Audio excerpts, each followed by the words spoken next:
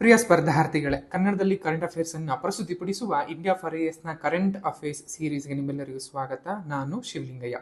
ಹಿಂದಿನ ವಿಡಿಯೋದಲ್ಲಿ micro finance in India ಅಥವಾ ಭಾರತದಲ್ಲಿ ಮೈಕ್ರೋ ಫಿನಾನ್ಸ್ಗೆ ಸಂಬಂಧಪಟ್ಟಂತಹ ಮಾಹಿತಿಯನ್ನ ಇತ್ತೀಚೆಗೆ ಈ ಮೈಕ್ರೋ ಫಿನಾನ್ಸ್ಗಳಿಗೆ ಸಂಬಂಧಪಟ್ಟ ಹಾಗೆ ರಚನಾತ್ಮಕ ತಿದ್ದುಪಡಿ ಹಾಗೂ ನಿಯಂತ್ರಕ ಬಿಗಿಗೊಳಿಸುವಿಕೆ ಮತ್ತು ಆಳವಾದಂತಹ ಹಣಕಾಸು ಸೇರ್ಪಡೆ ಬೆಳವಣಿಗೆ ಮತ್ತು ಶಾಲದ ಒಂದು ಶಿಸ್ತನ್ನು ಪುನರ್ರೂಪಿಸುವುದರಿಂದ ಮೈಕ್ರೋ ಫಿನಾನ್ಸ್ ಉದ್ಯಮ ಅನ್ನುವಂಥದ್ದು ಫಿನಾನ್ಷಿಯಲ್ ಇಯರ್ 2030 ವೇಳೆಗೆ 5.5 ಟ್ರಿಲಿಯನ್ ರೂಗಳನ್ನು ತಲುಪುವ ನಿರೀಕ್ಷೆ ಇದೆ ಎನ್ನುವಂತಹ ವರದಿಯನ್ನ ಇತ್ತೀಚೆಗೆ ವರದಿಯನ್ನ ಬಿಡುಗಡೆ ಮಾಡಲಾಗಿತ್ತು. ಸೊ ಅದು ಮೈಕ್ರೋ ಫಿನಾನ್ಸ್ ಅನ್ನುವಂಥದ್ದು ಸುದ್ದಿನಲ್ಲಿತ್ತು. ಹಾಗಿದ್ರೆ ಏನಿದು ಮೈಕ್ರೋ ಫಿನಾನ್ಸ್ ಅನ್ನುವಂಥದ್ದು? Micro finance, also called micro credit, is a banking service targeting poor households and small enterprises in rural areas ಅಂತ ಕೂಡ ಕೇಳ್ತಾ ಬರ್ತಾರೆ. ಅಂದ್ರೆ ಈ ಕಿರು ಬಂಡವಾಳ ಅಥವಾ ಮೈಕ್ರೋ ಫಿನಾನ್ಸ್ ಅನ್ನುವಂಥದ್ದು ಗ್ರಾಮೀಣ ಪ್ರದೇಶದಲ್ಲಿನ ಬಡ ಕುಟುಂಬಗಳು ಮತ್ತು ಸಣ್ಣ ಉದ್ಯಮಗಳನ್ನು ಗುರಿಯಾಗಿಟ್ಟುಕೊಂಡು ಒದಗಿಸುವಂತಹ ಬ್ಯಾಂಕಿಂಗ್ ಏನಿರುತ್ತೆ ಅಥವಾ ಸೇವೆಗಳೇನಿರ್ತವೆ ಅವನ್ನು ನಾವು ಮೈಕ್ರೋ ಫಿನಾನ್ಸ್ ಅಂತಲೂ ಕೂಡ ಕರಿತಾ ಬರ್ತಾರೆ. ಸಾಂಪ್ರದಾಯಿಕವಾಗಿರುವಂತಹ ಬ್ಯಾಂಕರ್ಗಳಂತೆಯೇ ಮೈಕ್ರೋ ಫಿನಾನ್ಸ್ ನ ಒಂದು ಸೇವಾ ಪೂರೈಕೆದಾರರು ಸಹ ಸಾಲಗಳ ಮೇಲೆ ಬಡ್ಡಿಯನ್ನು ಗಳಿಸಬೇಕು ಮತ್ತು ಆವರ್ತಕ ಕಂತುಗಳನ್ನು ಒಳಗೊಂಡಂತಹ ಸ್ಪಷ್ಟ ಮರುಪಾವತಿ ಯೋಜನೆಯನ್ನ ನಿರ್ಮಿಸಬೇಕಾಗಿರುತ್ತೆ. ಇವರು ಒದಗಿಸುವಂತಹ ಸೇವೆಗಳನ್ನು ನೋಡೋದಾದ್ರೆ ಬಡ ಕುಟುಂಬಗಳಾಗಿರ್ಬೋದು, ಸಣ್ಣ ಉದ್ಯಮಗಳಿಗೆ ಸಾಲವನ್ನು ಒದಗಿಸುವಂಥದ್ದು, ಠೇವಣಿಯನ್ನ ತೆಗೆದುಕೊಳ್ಳುವಂಥದ್ದು, ಕೆಲವು ಮೈಕ್ರೋ ಫಿನಾನ್ಸ್ಗಳು ವಿಮೆಯಂತಹ ಇತರ ಹಣಕಾಸು ಸೇವೆಗಳನ್ನು ಕೂಡ ನೀಡ್ತಾ ಬರ್ತವೆ ಮತ್ತು ಹಣಕಾಸು ನಿರ್ವಹಣೆಗಾಗಿ ಗ್ರಾಹಕರಿಗೆ ಸಲಹೆಯನ್ನ, ತರಬೇತಿಯನ್ನು ಕೂಡ ಕೊಡ್ತಾ ಬರ್ತಾರೆ. ನೊಬೆಲ್ ಪ್ರಶಸ್ತಿ ವಿಜೇತರಾದಂತಹ ಬಾಂಗ್ಲಾದೇಶದ ಮೊಹಮ್ಮದ್ ಯೂನುಸ್ ಅವರು 1976ರಲ್ಲಿ ಬಾಂಗ್ಲಾದೇಶದಲ್ಲಿ ಗ್ರಾಮೀಣ ಬ್ಯಾಂಕ್ ನ ಸ್ಥಾಪನೆಯೊಂದಿಗೆ ಈ ಒಂದು ಮೈಕ್ರೋ ಫಿನಾನ್ಸ್ ಇನ್ಸ್ಟಿಟ್ಯೂಷನ್ಗಳ ಆಧುನಿಕ ಒಂದು ನಿರ್ಮಾಣಕ್ಕೆ ಅಡಿಪಾಯವನ್ನ ಹಾಕಿದ್ರು ಅಂತ ಕೂಡ ಕರಿತಾ ಬರ್ತಾರೆ. ಸೊ ಹಾಗೇನೆ 2026ರನ್ನ ಮೈಕ್ರೋ ಫಿನಾನ್ಸ್ಗಳ ಒಂದು ಸ್ಥಾಪನೆಯಾಗಿ 50 ವರ್ಷ ಅಂತ ಕೂಡ ಕರಿತಾ ಬರ್ತಾರೆ. ಈ ಮೈಕ್ರೋ ಫಿನಾನ್ಸ್ ಅನ್ನುವಂಥದ್ದು ಮುಖ್ಯವಾಗಿ ಕಿರು ಸಾಲವನ್ನ, ಕಿರು ಬಂಡವಾಳವನ್ನ ಒದಗಿಸುವಂಥದ್ದು. ನಿಮ್ಗೆಲ್ಲ ಗೊತ್ತಿರೋ ಹಾಗೆ ಬ್ಯಾಂಕಿಂಗ್ ಸಿಸ್ಟಮ್ ಅನ್ನುವಂಥದ್ದು ಇಂಡಿಯಾದಲ್ಲಿ ವೆಲ್ ಎಸ್ಟಾಬ್ಲಿಷ್ಡ್ ಆಗಿದೆ. ಆದ್ರೂ ಕೂಡ ಇಂದಿಗೂ ಕೂಡ ರೂರಲ್ ಏರಿಯಾಸ್ ಅಲ್ಲಿ ಬಡ ಕುಟುಂಬಗಳಿಂದ ಬಂದಿರುವಂತಹ ಏನು ಗ್ರಾಹಕರೇನಿರ್ತಾರೆ ಅಥವಾ ಭಾರತೀಯರೇನಿರ್ತಾರೆ ಅವರು ದೊಡ್ಡ ದೊಡ್ಡ ಬ್ಯಾಂಕ್ಗಳಿಗೆ ಹೋಗಿ ಕೊಲ್ಯಾಟ್ರಲ್ ಅಂದ್ರೆ ಒಂದು ಅಡಮಾನವನ್ನ ಇಟ್ಟು ಅಥವಾ ಠೇವಣಿಯನ್ನ ಇಟ್ಟು ಅದರಿಂದ ಸಾಲವನ್ನು ತೆಗೆದುಕೊಳ್ಳಕ್ ಆಗ್ತಾ ಇರೋದಿಲ್ಲ. ಅಂತಹ ಸಮಯದಲ್ಲಿ ಕೊಲ್ಯಾಟ್ರಲ್ ಫ್ರೀ ಅಂದ್ರೆ ಮೇಲಾಧಾರ ರಹಿತವಾದಂತಹ ಬಡ್ಡಿಯನ್ನ ಅಂದ್ರೆ ಕಿರುಕಿರು ಸಣ್ಣ ಸಣ್ಣ ಸಾಲವನ್ನ ಕೊಡುವಂಥದ್ದು, ಆ ಮೂಲಕ ಅವರ ಆರ್ಥಿಕ ಬೆಳವಣಿಗೆಗೆ ಸಹಾಯವನ್ನ ಮಾಡುವಂಥದ್ದು ಈ ಒಂದು ಮೈಕ್ರೋ ಫಿನಾನ್ಸ್ ಒಂದು ಇದಾಗಿರುತ್ತೆ. ಅಂಡ್ ಈ ಮೈಕ್ರೋ ಫಿನಾನ್ಸ್ ಅನ್ನುವಂಥದ್ದು ಹೇಗೆ ಕಿರು ಬಂಡವಾಳ ಭಾರತದಲ್ಲಿ ಬೆಳೆದು ಬಂತು ಅಂತ ನೋಡ್ತಾ ಬಂದ್ರೆ, ಮೊದಲಿಗೆ 1970ರ ದಶಕದಲ್ಲಿ ಸ್ವಯಂ ಉದ್ಯೋಗಿ ಮಹಿಳಾ ಸಂಘ ಬ್ಯಾಂಕ್ ಅನ್ನುವಂಥದ್ದು 1974ರಲ್ಲಿ ಗುಜರಾತ್ ನಲ್ಲಿ ಸ್ವಯಂ ಉದ್ಯೋಗಿ ಮಹಿಳಾ ಸಂಘ ಬ್ಯಾಂಕ್ ಅಂತನೂ ಕೂಡ ಕರೀತಾ ಬರ್ತಾರೆ ಅಥವಾ ಸೇವಾ ಅಂತನೂ ಕೂಡ ಕರೀತಾ ಬರ್ತಾರೆ. ಇವು ಮುಖ್ಯವಾಗಿ ಸ್ಥಾಪನೆ ಆಗುತ್ತೆ. ಈ ಸ್ಥಾಪನೆಯೊಂದಿಗೆ ಮಹಿಳೆಯರಿಗೆ ಹಣಕಾಸು ಸೇವೆಗಳಿಗೆ ಒಂದು ಆಕ್ಸೆಸ್ ಅನ್ನ ಕೊಡ್ಲಾಗುತ್ತೆ, ಅಂದ್ರೆ ಲಭ್ಯತೆಯನ್ನ ಒದಗಿಸ್ಕೊಡ್ಲಾಗುತ್ತೆ.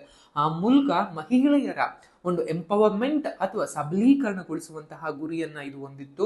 ಸಣ್ಣ ವ್ಯವಹಾರಗಳನ್ನ ಪ್ರಾರಂಭ ಮಾಡೋದಿಕ್ಕೆ ಮತ್ತು ಆ ಮೂಲಕ ಜೀವನೋಪಾಯವನ್ನ ಕಂಡುಕೊಳ್ಳೋದಿಕ್ಕೂ ಕೂಡ ಅನುವು ಮಾಡಿಕೊಟ್ಟಿರುತ್ತೆ ಇದು ಒಂದು. ಅಂಡ್ ಆ ನಂತರದಲ್ಲಿ 1990ರ ನಂತರ ಅಂದ್ರೆ ಯಾವಾಗ ಏನು ಒಂದು ಎಕನಾಮಿಕ್ ರಿಫಾರ್ಮ್ಸ್ ಆಗುತ್ತೆ, ಆರ್ಥಿಕ ಸುಧಾರಣೆಗಳಾಗ್ತವೆ, ಅಗಾಧ ಪ್ರಮಾಣದಲ್ಲಿ ಮೈಕ್ರೋ ಫಿನಾನ್ಸ್ ಇನ್ಸ್ಟಿಟ್ಯೂಷನ್ಗಳ ಬೆಳವಣಿಗೆ ಆಗ್ತಾ ಬರುತ್ತೆ. ಸೊ ಇದು ಮುಖ್ಯವಾಗಿ ಬಡ ಕುಟುಂಬಗಳಿಗೆ ಸಾಲವನ್ನ ವಿಸ್ತರಿಸುವಂಥದ್ದು, ಕೊಡುವಂಥದ್ದು ಪ್ರಾಥಮಿಕ ಉದ್ದೇಶವಾಗಿರುತ್ತೆ. ಅದರಲ್ಲೂ ಕೂಡ ಈ ಹೆಚ್ಚಿನ ಜನಸಂಖ್ಯೆ ಏನಿರ್ತಾರೆ ಅವರು ಔಪಚಾರಿಕವಾಗಿ ಬ್ಯಾಂಕಿಂಗ್ ವ್ಯವಸ್ಥೆಯಿಂದ ಹೊರಗಿರ್ತಾರೆ, ಅಂದ್ರೆ ಫಾರ್ಮಲ್ ಬ್ಯಾಂಕಿಂಗ್ ಸರ್ವಿಸಸ್ ಇಂದ ಹೊರಗಡೆ ಇರ್ತಾರೆ. ಅಂಥವ್ರಿಗೆ ಹೆಚ್ಚು ಈ ಒಂದು ಮೈಕ್ರೋ ಫಿನಾನ್ಸ್ ಇನ್ಸ್ಟಿಟ್ಯೂಷನ್ಗಳು ತಮ್ಮ ಸೇವೆಯನ್ನು ಕೊಡ್ತಾ ಬರ್ತವೆ.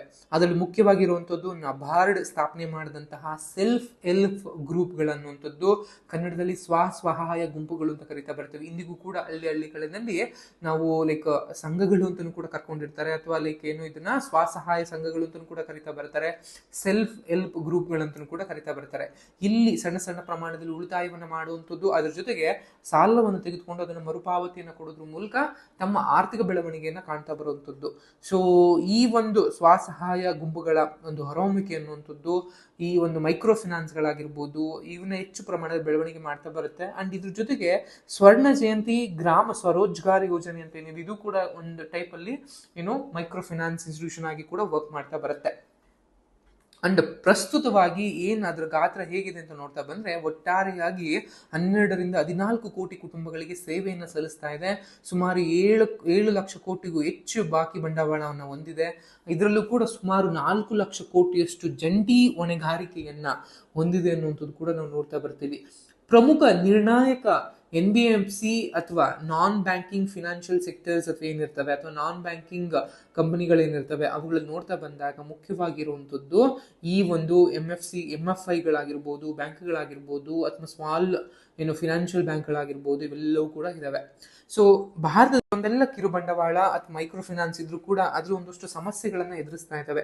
ಅವು ಯಾವ ಸಮಸ್ಯೆಗಳು ಏನು ಅಂತ ನೋಡ್ತಾ ಬಂದಾಗ ಮೊದಲಿಗೆ ಇರುವಂತಹ ಸಮಸ್ಯೆ ಅನ್ನುವಂಥದ್ದು ಅತಿಯಾದ ಸಾಲ ಮತ್ತು ಸಾಲಕ್ಕೆ ಡಿಫಾಲ್ಟ್ಗಳು ಹೆಚ್ಚಾಗ್ತಾ ಇರುವಂಥದ್ದು. ಅಂದ್ರೆ ಒಂದು ಪ್ರಾಪರ್ ಬ್ಯಾಕ್ಗ್ರೌಂಡ್ ಅಥವಾ ಇನಿಷಿಯಲ್ ಬ್ಯಾಕ್ಗ್ರೌಂಡ್ ಗಳನ್ನ ಚೆಕ್ ಮಾಡಿದಲ್ಲಿ ಹೆಚ್ಚಿನ ಪ್ರಮಾಣದಲ್ಲಿ ಸಾಲವನ್ನು ಕೊಡುವಂಥದ್ದು, ಉದ್ದಿಮೆಗಳ ರೂಪುರೇಷೆಯನ್ನು ಚೆಕ್ ಮಾಡಿದಲ್ಲಿ ಸಾಲವನ್ನು ಕೊಡುವಂಥದ್ದು, ಲಾಸ್ ಆಗ್ತಾರೆ ಅಂತ ಸಮಯದಲ್ಲಿ ಡಿಫಾಲ್ಟ್ಗಳಾಗಿ ದಿವಾಳಿಗಳಾಗುವಂಥದ್ದು ನಾವು ಹೆಚ್ಚು ಕಂಡು ಬರ್ತಾ ಇದ್ದಾವೆ. ಇದರ ಜೊತೆಗೆ ಕೆಲವು ಬ್ಯಾಂಕ್ಗಳು ಹೆಚ್ಚಿನ ದೊಡ್ಡ ಪ್ರಮಾಣದಲ್ಲಿ ಬಡ್ಡಿ ದರವನ್ನು ವಿಧಿಸ್ತಾ ಇದ್ದಾವೆ. ಅಂಡ್ ಈ ಒಂದು ಕಾರ್ಯಾಚರಣೆಯ ಅಥವಾ ಟ್ರಾನ್ಸಾಕ್ಷನ್ ಕಾಸ್ಟ್ ಅಂತ ಕರಿತಾ ಬರ್ತೀವಿ, ಅದು ಕೂಡ ದೊಡ್ಡ ಪ್ರಮಾಣದಲ್ಲಿದೆ. ಇದು ಕೆಲವರಿಗೆ ವಿಶೇಷವಾಗಿ ಗ್ರಾಮೀಣ ಪ್ರದೇಶಗಳಲ್ಲಿರುವಂತಹ ಜನರಿಗೆ ಹೆಚ್ಚಿನ ಒಂದು ಹೊರೆಯನ್ನ ತಂದುಕೊಡುತ್ತೆ ಅಂತ ಹೇಳುವಂಥದ್ದು. ಅಂಡ್ ನಿಯಂತ್ರಕವಾದಂತಹ ರೆಗ್ಯುಲೇಟರಿ ಸವಾಲುಗಳಾಗಿರ್ಬೋದು ಅಥವಾ ಪಾಲಿಸಿನಲ್ಲಿರುವಂತಹ ಅನ್ಸ್ಟೆಬಿಲಿಟಿಗಳಾಗಿರ್ಬೋದು, ಇವೆಲ್ಲವೂ ಕೂಡ ಸಮಸ್ಯೆಗಳಾಗಿ ಇಂದಿಗೂ ಕೂಡ ಕಾಡ್ತಾ ಇದ್ದಾವೆ. ಅಂಡ್ ರಿಸೆಷನ್ ಸಮಯದಲ್ಲಿ ಅಥವಾ ಆರ್ಥಿಕ ಹೊಡೆತ ಆಘಾತಗಳ ಸಮಯದಲ್ಲಿ ಸಾಲದ ಒಂದು ಮರುಪಾವತಿ ಬಿಕ್ಕಟ್ಟು ಹೆಚ್ಚಾಗ್ತಾ ಹೋಗುತ್ತೆ. ನಿಮ್ಗೆಲ್ಲ ಗೊತ್ತಿರುವ ಹಾಗೆ ರೀಸೆಂಟ್ ಆಗಿ COVID-19 ಆಗಿರಬಹುದು ಅಥವಾ ನೈಸರ್ಗಿಕ ವಿಕೋಪಗಳಾಗಿರ್ಬಹುದು ಅಥವಾ ನೋಟ್ ಡಿಮಾನಿಟೈಸೇಷನ್ ಅಂತ ಸಮಯಗಳಲ್ಲಿ ಕೂಡ GST ಅನುಷ್ಠಾನದ ಸಮಯದಲ್ಲೂ ಕೂಡ ಎಷ್ಟೋ ಸಣ್ಣ ಏನು ಉದ್ದಿಮೆಗಳಿದ್ವು, ವ್ಯವಹಾರಗಳಿದ್ವು, ಅವು ಮರುಪಾವತಿಯನ್ನ ಅಂದ್ರೆ ಸಾಲ ಮರುಪಾವತಿಯನ್ನ ಮಾಡೋದಿಕ್ಕೆ ಆಗದಲೇನೆ ಡಿಫಾಲ್ಟ್ಗಳು ದಿವಾಳಿಗಳಾಗ್ಬಿಟ್ಟು. ಅಂಡ್ ಡಿಜಿಟಲ್ ಸಾಲದ ಆಧಾರದಿಂದ ಸ್ಪರ್ಧೆಗಳನ್ನ ಹೊಂದುತ್ತಾ ಇರುವಂತದ್ದು, ಅಂದ್ರೆ ಫಿನ್ಟೆಕ್ ಅಂತ ನಾವೇನ್ ಕರಿತೀವಿ ಅಥವಾ ಡಿಜಿಟಲ್ ಪ್ಲಾಟ್ಫಾರ್ಮ್ಗಳಲ್ಲಿ ಸಾಲವನ್ನ ಈಗ ಹೆಚ್ಚು ಪ್ರಮಾಣದಲ್ಲಿ ಕೊಡ್ತಾ ಇದ್ದಾರೆ. ಸೊ ಇವು ಕೂಡ ಸಾಂಪ್ರದಾಯಿಕವಾದಂತಹ ಮೈಕ್ರೋ ಫಿನಾನ್ಸ್ ಇನ್ಸ್ಟಿಟ್ಯೂಷನ್ಗಳಿಗೆ ಒಂದು ಸ್ಪರ್ಧೆಯನ್ನ ಒಡ್ಡುತ್ತಾ ಇದ್ದಾವೆ ಬರ್ಬೋದು.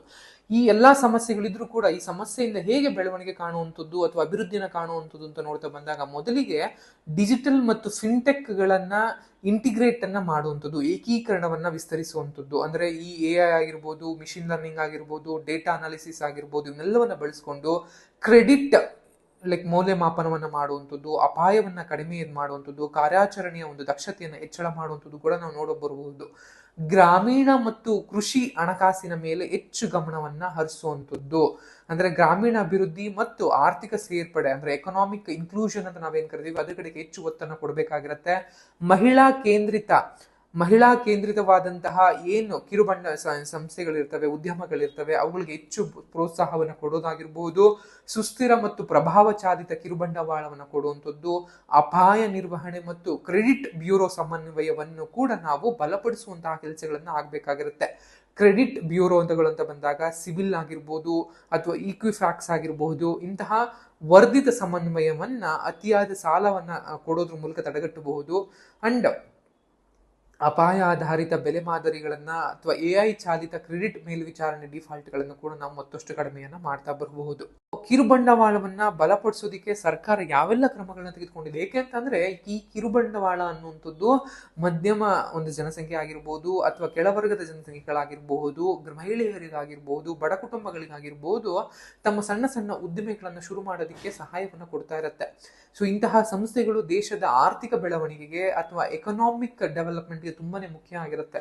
ಸೊ ಅದರಿಂದಾಗಿಯೂ ಕೂಡ ಕೇಂದ್ರ ಸರ್ಕಾರ ಅನೇಕ ಕಾರ್ಯಕ್ರಮಗಳನ್ನು ಹಮ್ಮಿಕೊಂಡಿದೆ. ಅದ್ರಲ್ಲಿ ಸೆಲ್ಫ್ ಹೆಲ್ಪ್ ಗ್ರೂಪ್ಗಳ ಬ್ಯಾಂಕ್ ಲಿಂಕೇಜ್ ಪ್ರೋಗ್ರಾಮ್ ಅಂತ ಕೂಡ ಕರಿತಾ ಬರ್ತೀವಿ.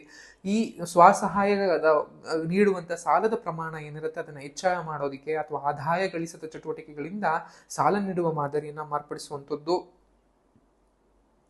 ಇದರ ಜೊತೆಗೆ ನಿಮ್ಗೆಲ್ಲ ಗೊತ್ತಿರೋ ಹಾಗೆ PM ಮುದ್ರಾ ಯೋಜನೆ ಅಂತಲೂ ಕೂಡ ಕರಿತೀವಿ. ಸಣ್ಣ ವ್ಯವಹಾರಗಳಿಗೆ ಯಾವುದೇ ಕೊಲಾಟ್ರಲ್ ಸೆಕ್ಯೂರಿಟಿಗಳಿಲ್ದಲೇನೆ ಮೇಲಾಧಾರ ಇಲ್ದಲೇ 20 ಲಕ್ಷದವರೆಗೂ ಕೂಡ ಸಾಲವನ್ನ, ಮೈಕ್ರೋ ಕ್ರೆಡಿಟ್ ಅನ್ನ, ಸಣ್ಣ ಸಣ್ಣ ಸಾಲಗಳನ್ನ ಕೊಡ್ತಾ ಬಂದಿದೆ. ಅದು ಕೂಡ ಮೈಕ್ರೋ ಫಿನಾನ್ಸ್ ಆಗೇನೆ ವರ್ಕ್ ಮಾಡ್ತಾ ಬಂದಿರುವಂತದ್ದು.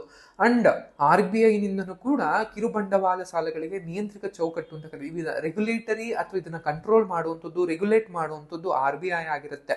ಅಂದ್ರೆ ಈ ಒಂದು ಮೈಕ್ರೋ ಫಿನಾನ್ಸ್ ಇನ್ಸ್ಟಿಟ್ಯೂಷನ್ ಗಳನ್ನ ಭಾರತದಲ್ಲಿ ರೆಗ್ಯುಲೇಟ್ ಮಾಡುವಂಥದ್ದು, ನಿಯಂತ್ರಿಸೋದು ಯಾರು ಅಂತ ಬಂದಾಗ ಅದು RBI ಆಗಿರುತ್ತೆ. ಅಂಡ್ MFIಗಳಿಗೆ ಏನು ಮರು ಹಣಕಾಸು, ರೀಫಿನಾನ್ಸ್ ಅಂತ ನಾವೇನ್ ಕರಿತೀವಿ, ಅವು ಎಲ್ಲವನ್ನು ಕೂಡ ನಬಾರ್ಡ್ ಮಾಡ್ತಾ ಬಂದಿದೆ. ನಬಾರ್ಡ್ ಅದು ಬೇಸಿಕಲಿ ಒಂದು ಬ್ಯಾಂಕ್ ಆಗಿದ್ರು ಕೂಡ ಡೈರೆಕ್ಟ್ ಆಗಿ ಯಾರಿಗೂ ಕೂಡ ಜನರಿಗೆ, ಸಾಮಾನ್ಯ ಜನರಿಗೆ ಸಾಲವನ್ನ ಕೊಡೋದಿಲ್ಲ. ಅದೇನ್ ಮಾಡುತ್ತೆ, ಸಾಮಾನ್ಯ ಜನರಿಗೆ ಯಾರು ಸಾಲವನ್ನ ಕೊಡ್ತಾರೆ ಅಂತವರಿಗೆ ಸಾಲವನ್ನ ಕೊಡ್ತಾ ಬರುತ್ತೆ.